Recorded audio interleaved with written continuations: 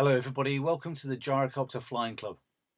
If US elections are anything like the ones in the UK, by this point in the procedure, you're probably sick of the non-stop TV coverage.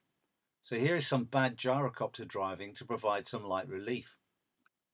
Regular viewers of the channel might recognise this pilot, who's featured in a variety of Cavalon and takeoff and landing films. It's fairly obvious that there's an overarching lack of thought and process to this person's flying. Indeed, part of his problem is sheer laziness, as we aren't even bothered to line up on the centre line. You may have already noted his casual release of the stick, so at that point literally nobody had control of the aircraft, and shortly you'll see that the takeoff is rushed and so poorly executed I find it incredible none of this is obvious to the pilot. None of it can feel or look right to him, and there's no need to rush at this airfield. It's 850 metres of tarmac. The day was unchallenging wind-wise, and even the pilot's own film highlights that fact, so our issues are pure technique and training related. Hard to believe that it's been 6 years since this pilot posted up his initial YouTube films, which means with UK revalidation process requiring a flight with an instructor every 2 years, he must have had at least 3 such flights with an instructor in that time. This latest effort of his flying, just last month, shows he's still struggling. And if you are this pilot, please go and see an instructor, because this grass takeoff is so poor that there can't be many more times you can simply be getting away with this kind of flying. I know that some of you find my commentary on such pilots nothing more than mockery or mean-spiritedness to a fellow aviator. Yet that's rather like watching your mate drive to the pub, down several strong beers, and then allowing him to drive your children home from school. At some point things surely end badly, and speaking up, whilst not universally popular, is clearly the right thing to do.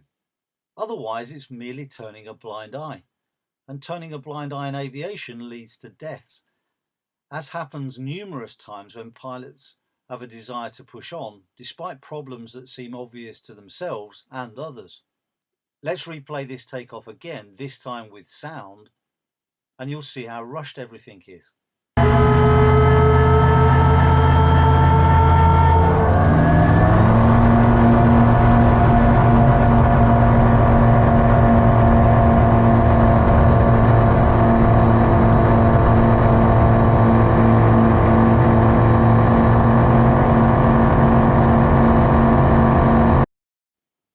One old-fashioned name that covers all of these things is called airmanship. I say old-fashioned because in the UK at least the trend has been a shift towards a term called threat and error management. But both terms amount to the same thing. Without airmanship, not only do we potentially risk our own and the safety of others around us, but we also betray the variety of regulatory freedoms we have granted to us.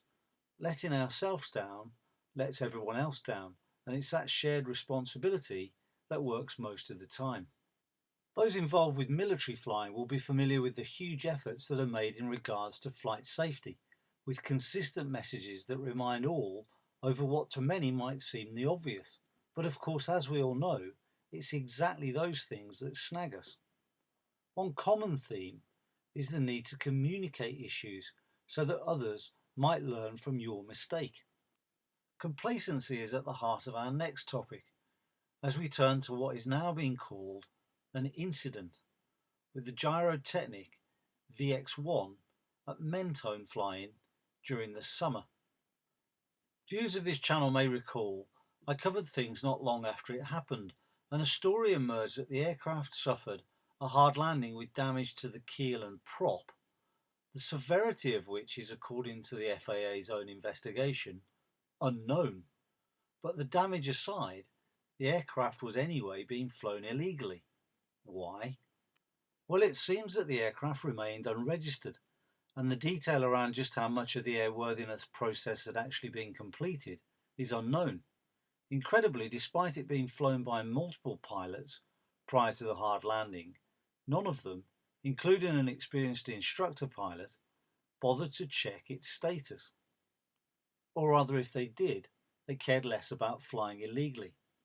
It's all a very good reminder, and even more so to the event organiser, the PRA.